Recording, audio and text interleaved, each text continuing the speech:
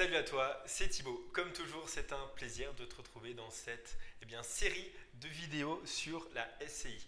Alors, si tu n'as pas suivi la vidéo de la semaine dernière sur la présentation, on va dire globale de la SCI, sur la SCI imposition à l'impôt sur le revenu, et tu regarderas le lien directement sur YouTube.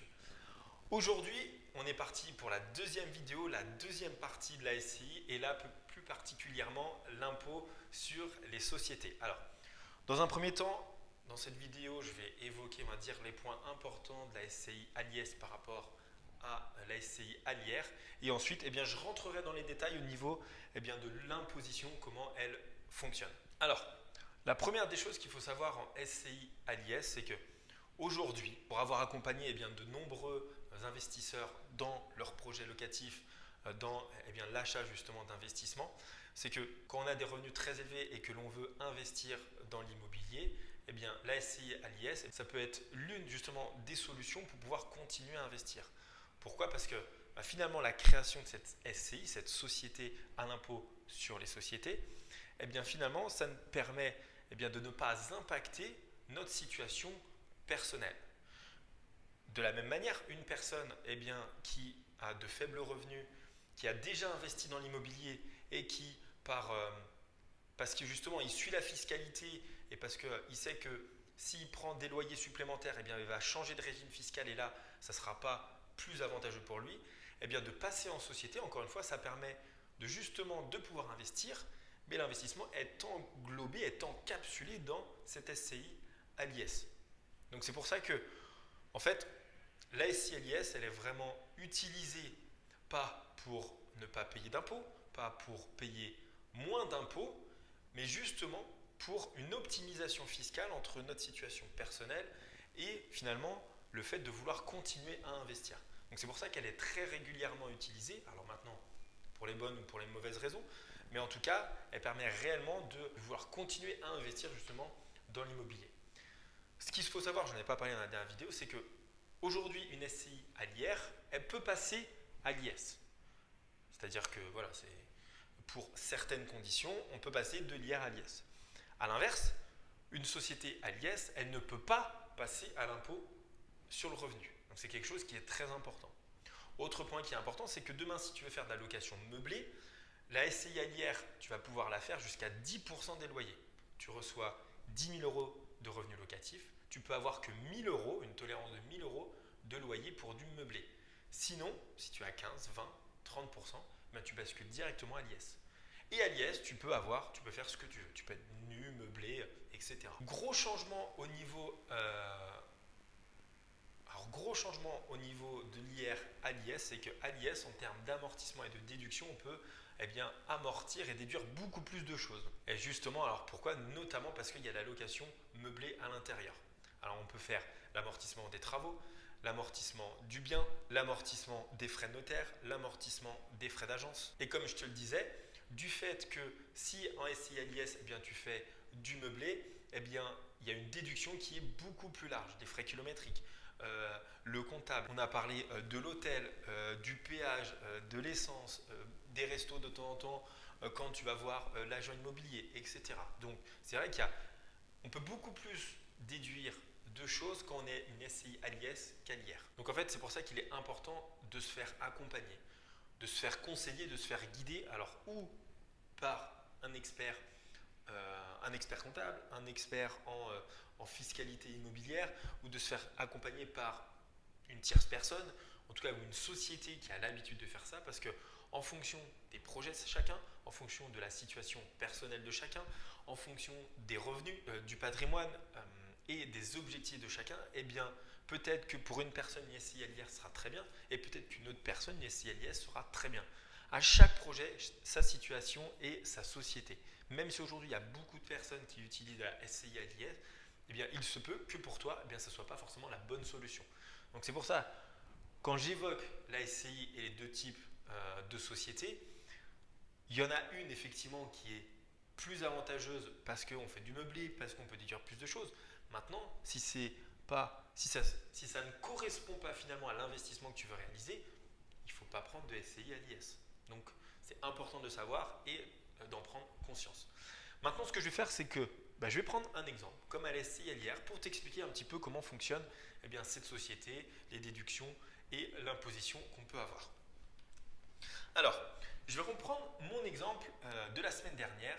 Tu es détenteur finalement de 50% départ dans une SCI, mais cette fois à l'impôt sur les sociétés, à l'IS. Une nouvelle fois, ta société elle réalise des bénéfices à hauteur de 10 000 euros. À partir de ce moment-là, effectivement, tu as la possibilité de déduire un certain nombre de charges. Tu peux amortir ton bien, tes travaux. Alors, quand je dis ton bien, c'est les murs, les travaux, les frais notaires, les frais d'agence. Tu peux déduire un certain nombre de choses, le comptable, l'indemnité kilométrique, etc. Maintenant, pour faire très simple, j'oublie cette étape-là pour avoir des chiffres ronds. Comme on disait, aujourd'hui, tu es une personne morale, tu es une société, donc tu es imposé comme une société. Maintenant, tu as deux choix qui s'offrent à toi. La première, c'est que toi, ce que tu veux faire, c'est laisser l'argent dans la société. C'est-à-dire qu'elle réalise des bénéfices, tu n'en as pas besoin à titre perso, donc tu décides seulement de les laisser dans la société. Et donc à ce moment-là, qu'est-ce qu'il faut faire? C'est que la société qui a réalisé 10 000 euros de bénéfices, elle est imposée à l'impôt sur les sociétés. Et dans ces cas-là, jusqu'à de 0 euros à 38 120 euros de bénéfices, l'impôt sur les sociétés est à hauteur de 15%. Donc finalement, 15%, ça correspond à 1 500 euros d'impôt par rapport aux 10 000 euros de bénéfices. Et donc toi, je dis la société, ta SCI, il va lui rester 8 500 euros de bénéfices. Et donc du coup, voilà, tu sauras que l'année d'après, si tu continues et puis elle fait exactement le même bénéfice, elle va toujours avoir aussi 8 500 plus 8 500. Et donc du coup, vu que tu as choisi de les laisser dans la société, on s'arrête là, à ce niveau-là, et puis à la fin de l'année, voilà, tu sais que tu as 8 500 euros de bénéfices net parce que tu as déjà payé l'impôt sur les sociétés. Deuxième possibilité, tu as besoin de cet argent et tu as envie de retirer des bénéfices et donc tu fais le choix de les reprendre à titre perso. Comment ça se passe? De la même manière, tu as 10 000 euros de bénéfices. Tu vas subir, comme je te l'ai dit, la double imposition. C'est-à-dire, d'une part, les 15%, parce que tu as 10 000 euros de bénéfices qui correspond à la tranche de 0 à 38 120 euros. Et donc, ces 15%, soit 1 500 euros d'impôt. Voilà. Donc, il te reste de la même manière 8 500 euros de bénéfices dans ta SCI. Et donc, du coup, à partir de ce moment-là, la deuxième imposition, c'est la flat tax. Qu'est-ce que c'est? C'est la taxe qui te permet finalement de sortir cet argent de la société pour l'avoir à titre perso. Et ça correspond à 30%. Là, je te vois venir, ça pique. Effectivement, ça pique 30%. Et donc, du coup, 30% de 8 500 euros, c'est 2 550 euros d'impôt. Et toi, ce qu'il va te rester derrière, c'est 5 950 euros dans ta poche. Parce que tu viens déduire des 8 500, cette imposition de flat tax, justement, qui te permet de sortir les bénéfices de ta société à hauteur de 2 550 euros. Donc, il te reste dans ta poche, finalement, 5 950 euros. Encore une fois, c'est sur la totalité des parts. Donc, ça veut dire que toi, derrière, là, j'ai mis une imposition sur 10 000, et vu que tu as 50% des parts, à la fin, tu récupères que la moitié de ces à peu près 6 000 euros là. Donc à peu près 3 000 euros. Donc c'est pour ça. Ça, c'est ce que tu peux en ressortir si la 100% de la société finalement veut ressortir ses dividendes. Donc voilà un petit peu les caractéristiques de la SCI à l'IS. Il y a vraiment une double imposition quand on veut sortir l'argent de la société, parce qu'il y a l'impôt sur les sociétés, elle est inévitable, elle est obligatoire. Ou tu fais le choix finalement de garder ces bénéfices-là dans ta société, et puis si tu as envie de réinvestir 1 an, 2 ans, 3 ans après, tu n'as pas besoin de réinjecter, tu as déjà du bénéfice dans ta société, donc ça c'est top. Par contre, si tu veux la sortir, oui, tu payes l'impôt sur la société, parce qu'encore une fois, c'est obligatoire, c'est inévitable. Mais par contre, il faut rajouter cette flat tax à hauteur de 30%. Ça ne bouge pas, c'est fixe. Que ce soit 10 000 euros ou 100 000 euros, c'est 30%. Pour justement pouvoir en profiter et l'utiliser à titre personnel. Donc voilà la grosse différence. Je ne vais pas aller plus loin dans cette vidéo-là. Si tu as besoin, tu me le dis, tu m'envoies un message, tu me laisses un petit commentaire. J'aurais pu parler en fait de tout ce qui est impôt au niveau de la plus-value lors de la revente. Maintenant, c'est quelque chose que je garde à mes participants de formation.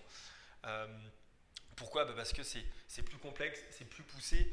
Effectivement, je donne déjà beaucoup de contenu gratuit sur ma chaîne YouTube, sur les réseaux sociaux. Le but, c'est que demain, les personnes qui ont accès à ma formation, qui vont payer pour, aient un peu plus de contenu et un peu plus de billes justement pour comprendre la fiscalité immobilière.